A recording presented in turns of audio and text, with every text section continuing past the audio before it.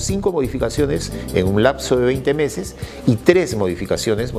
sustantivas, han sido utilizando ese instrumento que se aprueba en 15 días y que no permite mecanismos de participación ciudadana.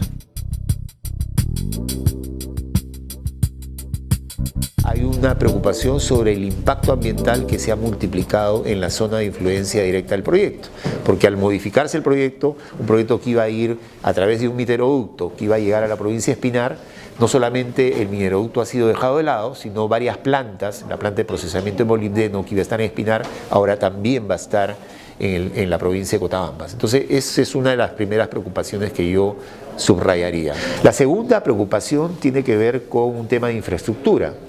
Antes el proyecto iba a sacar el mineral a través de un mineroducto, de un tubo. Bueno, ahora el mineroducto ha sido reemplazado por carretera, entonces el mineral está siendo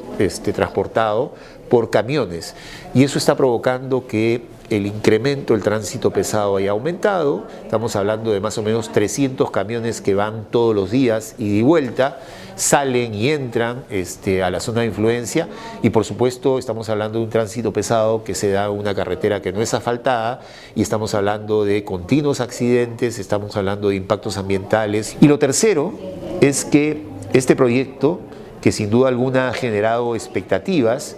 y la posibilidad de beneficios económicos, al haberse terminado la fase de construcción del proyecto, cuando se emplearon a más de 18.000 personas y muchas de esas personas eran de la zona de influencia, ahora estamos en un momento donde el proyecto ha entrado en producción y el empleo se ha reducido a 4.000,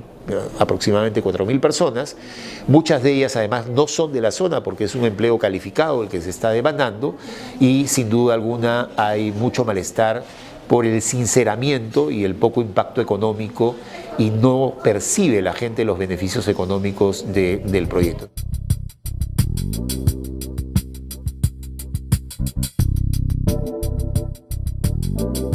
No se percibe ni capacidad, pero tampoco no se ha percibido voluntad política de parte de las autoridades del Estado para encaminar este conflicto por vías institucionales, por vías pacíficas, por vías de diálogo. Lo que se espera de las nuevas autoridades es que sí tengan esa capacidad, ¿no? de implementar el proceso de diálogo, de identificar cuál es la agenda legítima que representa los intereses de la población y lograr finalmente acuerdos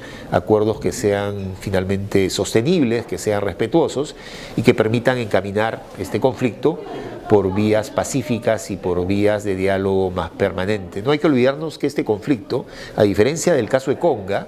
en este conflicto la población no se opone al proyecto minero. La población lo que está diciendo es si esta empresa va a quedarse 25 o 30 años, bueno, que respete mis derechos económicos, sociales, culturales, ambientales, que construyamos una suerte de contrato social para que finalmente el proyecto se pueda desarrollar beneficiando también a las poblaciones vecinas, ¿no? Entonces yo creo que hay todas las posibilidades de que con capacidad y con voluntad política se pueda lograr un buen acuerdo.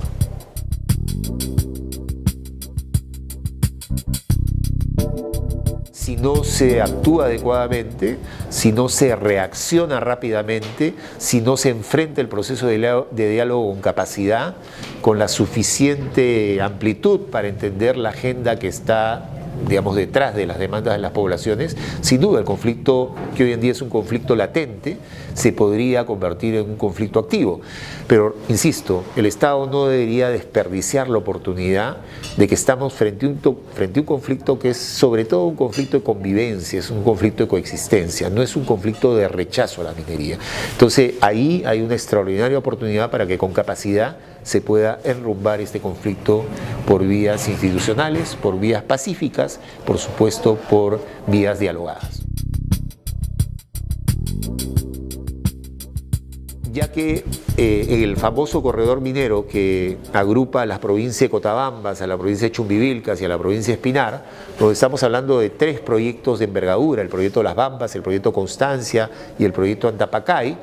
que además seguramente van a seguir dando pie a que haya nuevos emprendimientos mineros, ahí hay que nuevamente encontrar cuáles son los temas que preocupan a todas estas comunidades de más de 200 kilómetros de carretera. Creo que un tema fundamental es el tema del tránsito pesado, el tema de la vía, porque estamos hablando de una vía que es afirmada y lo que la gente está pidiendo es que esa vía se convierta en una vía asfaltada y que tenga todas las características para evitar que los problemas que están ocurriendo ahora, accidentes de tránsito, impactos ambientales,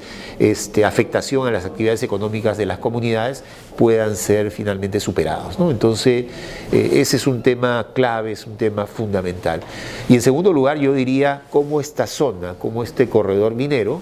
se convierte en un factor de desarrollo para toda la zona. Y no hablemos de economías que están enclavadas, economías que extraen recursos y que finalmente no terminan beneficiando de manera clara, sustantiva a las poblaciones de esa zona.